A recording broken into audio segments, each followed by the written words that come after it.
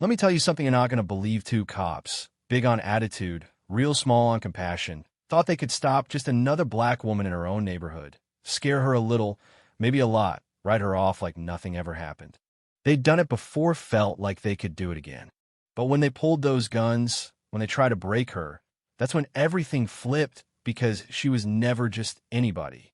She was Delta Force. Yeah, you heard that right. They thought she'd fold, they were dead wrong.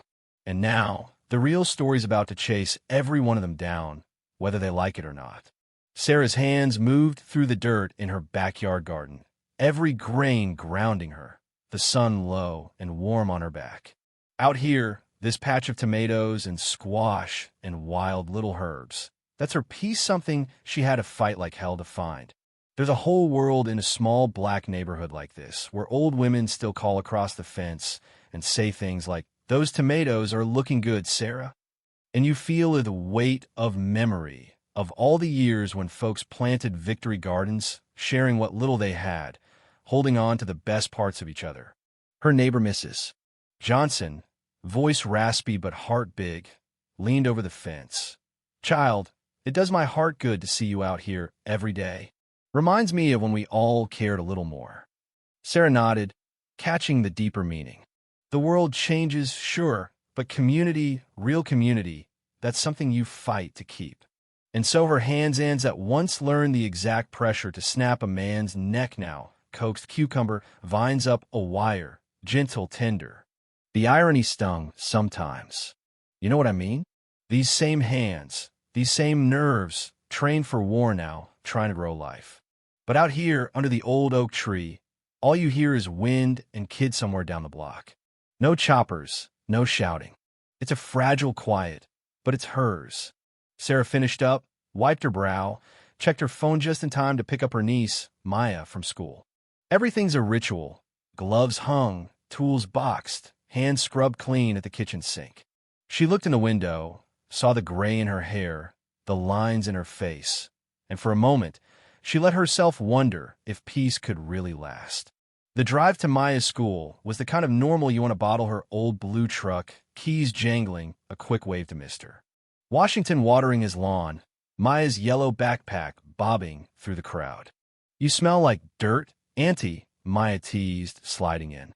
"That's the smell of honest work," Sarah shot back.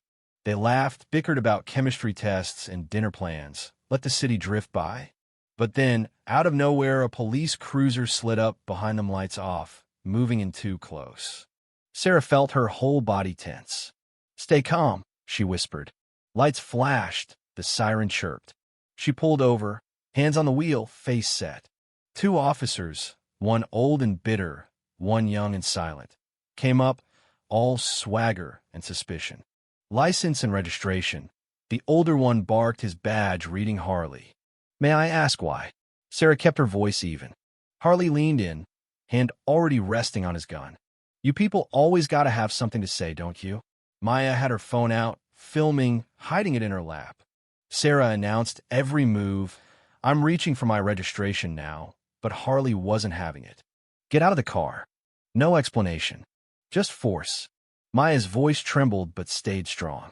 "We're 2 blocks from home. This is harassment." That was when Harley yanked the door open, dragged Sarah out. Maya started filming openly, voice shaking but clear. "This is assault. We have rights." Harley, losing control, drew his weapon, shouted, "Gun! Gun!" even though Sarah's hands were in the air. The shot went off. Time slowed. But Sarah moved like no one expected. Years of training turned panic into precision. She twisted away, grabbed Harley's wrist, disarmed him, flipped him onto the pavement, gun in hand before he knew what happened. "Maya, down," she barked. Maya dropped as another officer rushed around the truck. Sarah shot 2 rounds, both legs, nobody dead. Just enough to end it. The whole thing lasted seconds. Sirens wailed in the distance. Sarah told Maya, "When I say run, you run straight through Mrs. Johnson's yard. Don't stop." The old woman's gate was always open. Harley, on his knees and bleeding, was already screaming for backup, voice full of rage and humiliation, spinning a lie in his radio. "Officer down. Shoot on sight." As Sarah and Maya slipped away, Officer Rohr stood there, frozen, something changing in his eyes. Neighbors peeked from windows. Sarah shouted, "Inside, everyone!" and the streets emptied. They ducked into Reverend Wicks's church basement sanctuary, at least for now. You know how it goes. The story they told on the news was nothing like the truth. Harley edited body cam footage, made Sarah look like the aggressor, erased Maya's video. They called Sarah a terrorist, a threat, through every headline they could. But people weren't stupid, they saw through it, or at least started to. Rohr, the rookie, couldn't sleep at night, the truth eating at him. He started keeping his own files, recordings, reports, bank transfers, all the dirty money and forced evictions that had swept through their community. All those raids, all that violence, turned out to be part of a bigger plan of developers pushing folks out, cops on the take. Sarah didn't want a war. She just wanted to keep Maya safe. But as the city turned against her, as SWAT teams and feds geared up for raids, as her quiet garden became a battlefield, she realized she didn't have a choice.